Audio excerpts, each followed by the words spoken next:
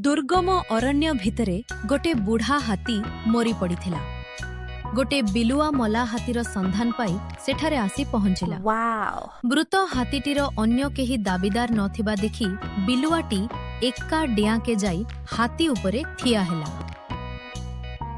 बिलुआ भाबिला हाथीर मांस खूब सुस्वादु, तेनु प्रथमे हाथी मुंडरू खाइबी। एहा भाबी मला हाथीर मुंडकू बिलुआ जोर रे कामुडिला, किंतु बिलुआर दांतगुड़ी कड़मड़ होई खोली गला सीना। हाथी चमड़ारे गोटे भी कणा हेला नाही। बिलुआ देखिला बुढ़ा हाथीर मोटा चमड़ा को कामुड़ी छिंडाइबा ता पक्षरे संभव नुहे, तेनु अन्य कौनसी बृहत प्राणी कौशल रे चमड़ाटा छिंडाइबा पाई बिलुआ उपाय चिंता करिबाको लागिला। एही समय रे पछपटु जनकर गर्जन सुनागला। बिलुआ कान पातिला। टिके समय परे गोटे राजकीय सिंह सेही आड़कु आसुथिबार देखिला।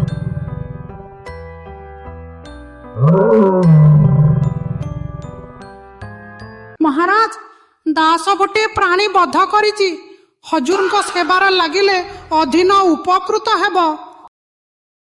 तो कथा सुनी खुशी हेली, किंतु अन्य द्वारा बध होइथिबा पशुकु मु छुए नाही। एहा कही सिंह चालीगला। बिलुआ स्वस्तिर निश्वास नेला। एने तेने बिलुआ गोटे बड़ पशुकू खोजिबारे लागि थाए।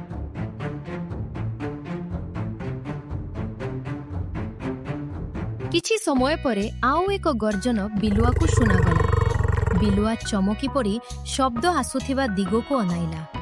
बिलुआ देखिला पाद टिप्पी टिप्पी तारी आड़कू गोटाए बाघ आसुछि।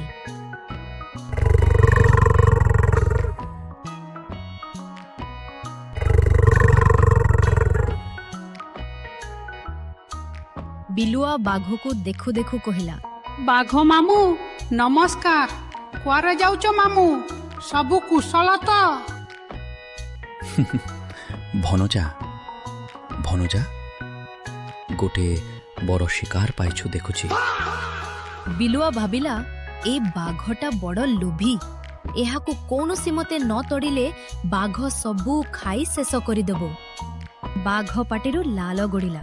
से पुड़ी कहिला, हाथीर मांस खूब स्वादिष्ट। गलासन हाथी मांस खाइथिली। मामू, सेतिपाई तो पहरा देउछि। सिंह महाराज हाथी मारी देई गाधोई जाइचंती। आसिले मन ही विजय करिवे, परे मते टिके प्रसाद मिलिबो। बिलुआ कथा सुनी बाघ कहिला, सतेना कौन? ताले भनजा मु एबे जाउछि। से फेरियासी मते देखिले सर्वनाश। बाघ मामूंको तो तुरंत तरिली, किंतु एमिति केते समय जीव? मला हाथीर चमड़ा छिंडाइबी किपरि?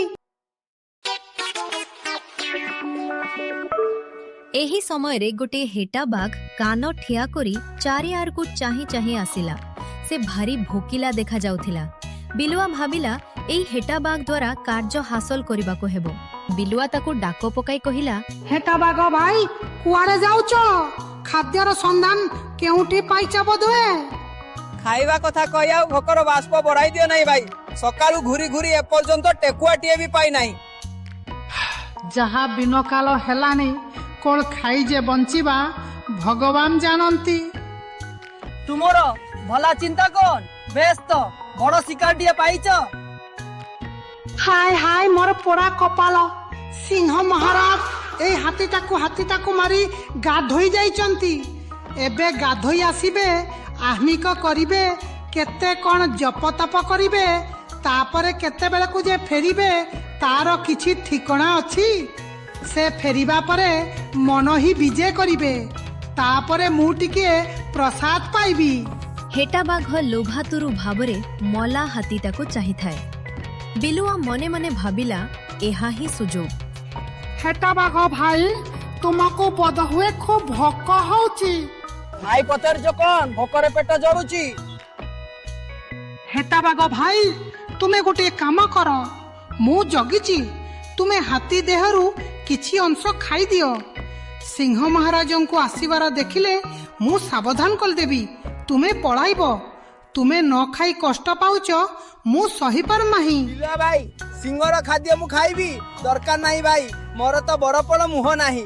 ଶାସ୍ତ୍ରରେ ଅଛି ଯେଉଁ ଖାଦ୍ୟ ଖାଇବା ପାଇଁ ଶକ୍ତି ଅଛି, ଯାହା ଖାଇଲେ ହଜମ ହୋଇଯାଏ, ଯାହା ପୁଷ୍ଟିକର ଏବଂ ଖାଇଲେ କିଛି ବିପଦ ନାହିଁ, ଜ୍ଞାନୀ ଲୋକ ତାକୁ ହିଁ ଖାଇଥାଏ। ସିଂହ ମୁହଁରୁ ଆହାର ଖାଇ କିଏ କେବେ ହଜମ କରିଛି? ଦେଖ ଭାଇ, କହିବାକୁ ଗଲେ ତୁମେ ମୋର ଅତିଥି। ଅତିଥିକୁ ଅଖିଆ ଅପିଆ ଛାଡ଼ିଦେଲେ ମୁଁ କ'ଣ ପାତକରେ ଭାଗି ହେବି? ମୁଁ କହୁଛି ତୁମେ ନିସଂକୋଚରେ ଖା। ବିପଦ ମୁଁ ମୁଣ୍ଡାଇବି। ଏତେ କରି ଯଦି କହୁଛ କୋ ଟିକେ ଖାଇବାକୁ ଯିବି, କିନ୍ତୁ ଭାଇ ସିଂହ ଆସିଲେ ମତେ ସଙ୍ଗେ ସଙ୍ଗେ ସତର୍କ କରିଦେବ।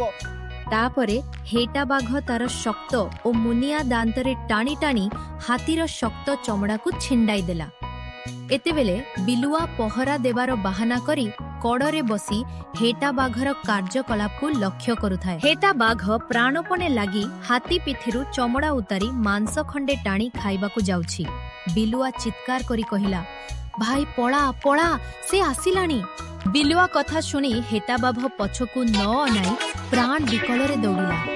ଏ କଥାରେ ସେହି ବଣ ଛାଡ଼ି ଅନ୍ୟ ବଣକୁ ପଳାଇଲା। ଆଉ ବିଲୁଆ ଆରାମରେ ବସି ଖାଇବାକୁ ଲାଗିଲା।